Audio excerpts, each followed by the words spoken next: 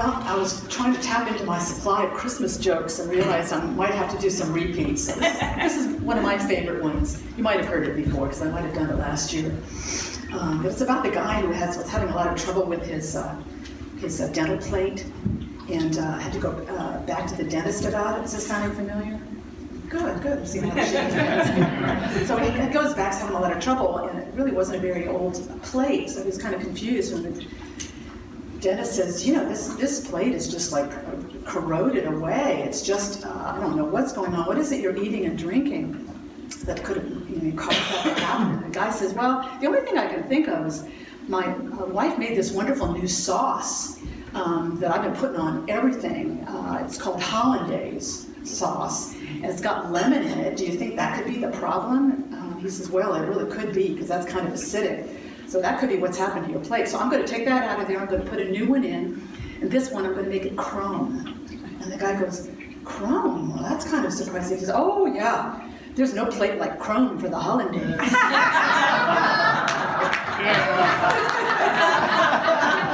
you've heard it before, some of you.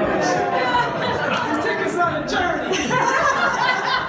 I was trying to remember what that kind of joke is called. Does anyone remember? It's not a shaggy dog story, I don't think. It's not a malapropism. There's some word for this kind of thing. Anyway. Well, so Merry Christmas. That was my title today. I thought somebody might have thought it was a typo on the sign out there, but I got to thinking about, as I often do this time of year, it really is kind of a messy season in a lot of ways. We get very nostalgic about Christmas quite often. But if you really sort of look back on Christmas, holidays, they're often there's a lot of chaos, often associated with them, or I find that anyway. They're not all beautiful and orderly and perfect, with everyone getting along marvelously well, and everything, all the cooking and baking, everything getting done so easily and joyously, and all that kind of thing, and everybody being able to get there for holidays. It's a little more complex than that. I was thinking about some of my Christmas memories down through the years, or friends, others. I remember having a good friend who was grad school days, was trying to get home for the holidays and wound up spending the night Christmas in the airport, Christmas Eve, couldn't get there, and eating junk food, riding vending machines, things like that. Things like this happen. It gets messy. I had things like that happen sometimes. I remember I was still seeing my parents having those early grad school days, and we were going to travel up to Cleveland to see relatives, and then the temperature just plummeted. And it was like the wind chill was like 40 below, and my parents were afraid to drive in 40 below weather, and so it was Christmas and we didn't have any food, and I think we went out to a Lawson store. Anyone remember Lawson? Sure. Yeah. And scored some banquet chicken from Lawson. That was dinner. We improvise when things get a little messy. That's not an uncommon thing to happen. And I think maybe sometimes, especially around Christmas time, when we would like things to be perfect and orderly and beautiful, but they're not always. And they're not always culturally, too. I've always liked the idea. James Dillett Freeman wrote The Prayer for Protection. I think it was close to Christmas time, and it was in 1940, during the war. And the war was all around Europe, and soldiers going off, and he wrote The Prayer for Protection. He was in charge of Silent Unity at that time and wrote it for a prayer service, and everyone encouraged him, please put that in a form, like a pamphlet form or cards that we can send abroad. We can send to soldiers everywhere, and we can send to people in the UK, and so that prayer went out everywhere. In a dark time, in a chaotic time, a time of war and confusion and fear, that prayer of comfort and encouragement and reassurance that we use at the end of every service was created at that time and went out far and wide. I love that. Something beautiful was born into the world, some evidence that God is still at work in our midst. Emmanuel, a Hebrew word that means God is with us. God is with us. The Christmas stories that we look at, and we do readings from this time of year that are in Matthew and Luke, they're kind of messy. I mean, they're full of discrepancies and confusion, stories. We tend to kind of put them all together to try to make order out of it. But they're really very different stories. Matthew has the wise men and the star, and Mary and the baby in a house in Bethlehem. The star leads them to the house in Bethlehem. Joseph's not mentioned. There's no manger and no shepherds. Luke has shepherds, an angel, and a heavenly host singing. And there's a manger, but no stable is mentioned. And there's no animals in either of them. But we bring them all together, right? Because we like order, and we like to bring them all together in kind of one seamless event and story. I remember the manger scene I would put up on the mantle when I was a kid had sheep and camels, and right, had all these creatures, and the shepherds, and the wise men, usually three, although the scripture doesn't say three, and they weren't kings in the scripture, just wise men from the east, but we have three usually in the nativity scene, and this is the one I always thought was fun. Sometimes in nativity scenes there's a drummer boy. Where the heck did he come from? The drummer boy wasn't invented until that little drummer boy song came out in 1947, I think. But we like to bring him in. A nice orderly thing. He was there playing his drums. Pa-rum-pa-pum-pum. We don't like things messy and disjointed. We like to bring things together in an orderly way. But in fact, there's a lot of messiness, connected with the Christmas stories, a lot of messiness in the world that Jesus was born into. Very evident in those stories. It was a very humanly messy time, culturally, politically. The world he was born into was under Roman domination, violently enforced. There was lots of prejudice and divisiveness among people, between Gentile and Jew, between huge divisions between people, Samaritans and others that were considered unclean and they weren't supposed to associate with. Anyone that had an illness that kind of showed on the skin was considered a leper and was shunned. Cleanliness codes they had as part of the religious law, Mosaic law. No wonder so many were brought to Jesus for healing in those stories, because where else could they go? They were shunned. They were shut out. Christ was born into that mess, into that confusion and that mess. And the nativity stories are full of that kind of messiness. Mary was to bear a child out of wedlock. Joseph was going to dismiss her quietly so that she wouldn't be stoned to death, which would have been the punishment by Mosaic law of an unwed mother in that culture. But he has a dream, and he's said not to be afraid to take Mary as his wife. Then they're in advanced pregnancy. They're supposed to go somewhere to participate in a census. And she's about to give birth, and they have to go travel off to be included in that, and they can't find a place to stay, no room at the inn. It's all very confusing. It's almost like getting stuck in an airport, isn't it? No place to stay, so they wind up in a stable, a barn, a cave, we don't know. And then Joseph has another dream, and he hears in that way that Herod has heard about the birth of this special child and is having all the children under age 2 killed throughout the land. Chaos, confusion, violence. So he gets guidance to flee into Egypt. So with a newborn baby now, he and Mary and the baby head off into exile, far from home, from family, from employment, from everything they knew. What chaos, what messiness. Jesus is born into that mess, and we are told that despite it all, he grows in wisdom and in grace, and he flourishes. He becomes wise and full of light. I think it's helpful to reflect on this messy season, because I think Christ is born in us in this way too. I mean, we talk about, that's very much our approach in Unity to the birth of the Christ, is not something that just happened in the man Jesus those many, many years ago. It's something that happens in our hearts and minds as we come up into our higher selves, our Christly selves. And that happens for us too, sometimes in messy circumstances, messy, confusing times, dark times sometimes, confusing times. Somehow that becoming process is stimulated, and we make discoveries, and we come up higher. And we realize more and more of our Christly selves. Beginnings are often messy. Births are often messy. And that's an important lesson, I think, of the Christmas stories. Don't let that deter you. Don't let it throw you off center. A dark or confusing time. You may have some important discoveries underway, some important growth underway. I've always liked this quote from Carl Jung. It said, "Life flows from springs both clear and muddy." Life flows from springs both clear and muddy. I think there's a truth in that. We'd like it to be all clear, and all clear guidance, and all smooth road, upward in our progress through life. But it's usually more like the flight of a goldfinch, up, and down, and up, and then it's down a little bit, and then up maybe a little more.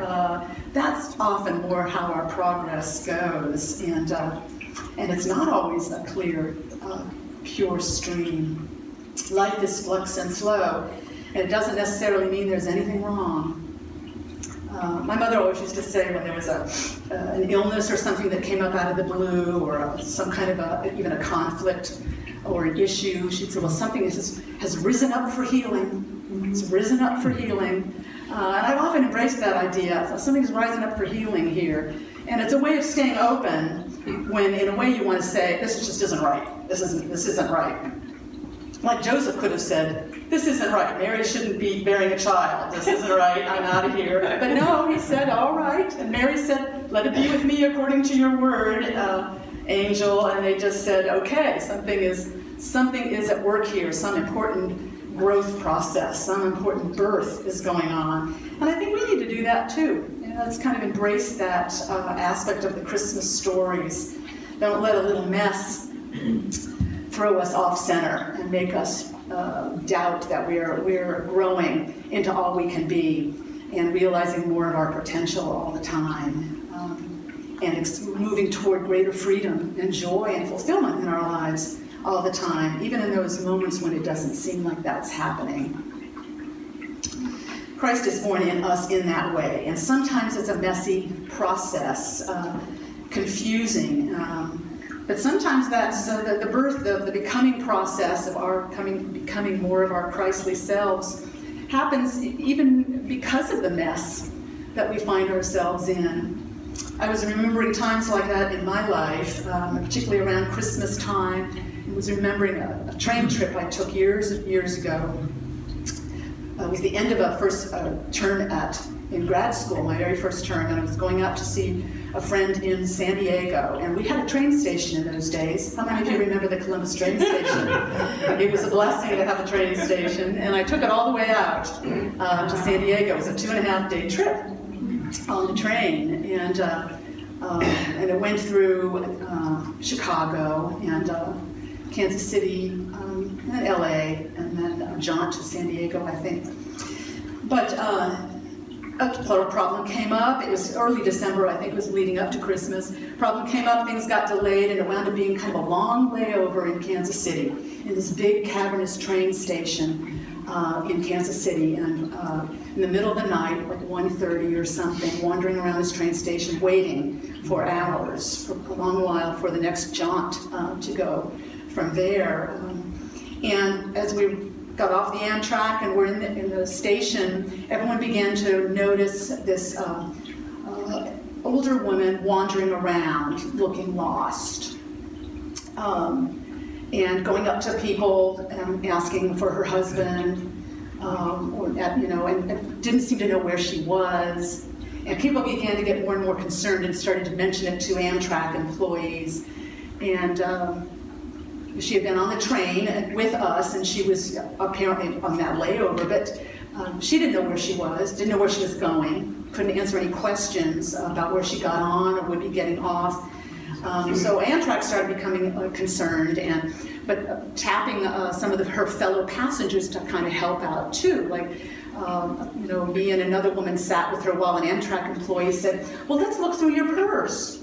and see if we can find a phone number, somebody to call, find out what's going on here. And she was looking just as interested as we were, what might be in there. And finally turned something up. This was before cell phones were in everybody's pockets too. But finally a relative's number was turned up. And we've discovered that a son had put her on the train in Chicago, and she was to go out and be met in LA by a daughter. And maybe they didn't know there was going to be this layover in the middle. And sometimes you can't predict how disoriented someone might get at night. It can increase, that kind of disorientation. So Amtrak was great. Fellow passengers, it was sort of amazing how people kind of came together around this woman to kind of make sure she stayed safe. There was like one point where she wanted to kind of give her purse to somebody, and they were like, no, you should hang right on to that. Some Amtrak employee said. So some of us were just sort of tapped, would you like to sit with her and talk with her for a while until the train leaves, and then someone else, would you make sure she gets on and maybe sit with her, make sure she has company on the ride. And I was just one of many who kind of talked with her, and she talked a lot about her early life and the job she had as a young woman in a city, and talked about her husband of 50 years who had died not that long before. And she was kind of steered safely through that layover and onto the train, and no doubt was met safely by her daughter in LA. That experience lingered long in my mind after it happened. I wrote an article about it for Unity Magazine in the months after it, called The Woman on the Train, because it had reminded me so much about how God will show up for us in pretty amazing and remarkable ways when we are in need of guidance and direction and protection in a confusing time. That woman on the train had all that she needed. She was guided and protected throughout her journey. My initial response had been how vulnerable she was, how dependent, how frightening. But God was there for her on all sides. That guidance she needed. And that became a big part of my becoming process. Something was, some new ideas rose up in me as a result of that. And I can only assume that the same thing was happening for everybody else that kind of stepped in and helped out a little bit, or talked with that woman that day in a big dark train station in a confusing time. Feeling a little lost, and yet everybody kind of was brought up a little higher, into their Christly selves, which is what happens whenever we step forward in a loving way, put ourselves forward a little bit. We are channeling that love of God, and it's lifting us up higher, even as we share that with others. That's kind of amazing. God is with us. Emmanuel, that's what that Hebrew word means. God is with us. Whatever the circumstances, however messy, confusing, or chaotic, or rough things look, God will find a way to reach us and guide and protect us and lead us back to life and to freedom and to peace. So that's my quirky affirmation for this Christmas week, right here in this mess. Whatever that is, right here in this mess, Emmanuel, God is with us. Can we say that? Right here in this mess, Emmanuel, God is with us. Let's take that into prayer for a moment. Affirm that truth within.